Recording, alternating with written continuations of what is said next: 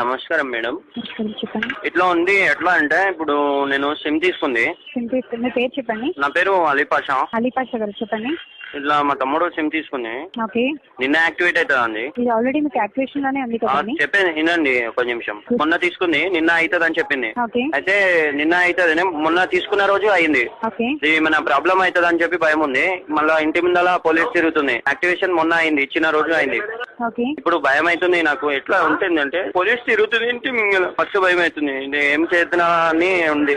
మీకు భయం ఎందుకండి సిమ్ యాక్టివేషన్ కి? ఇప్పుడు భయం అవుతుంది, పోలీస్ వస్తుంది, ఇంటి ముందు తిరుగుతుంది, వాకీ టాకీలా మాట్లాడుతున్నాను.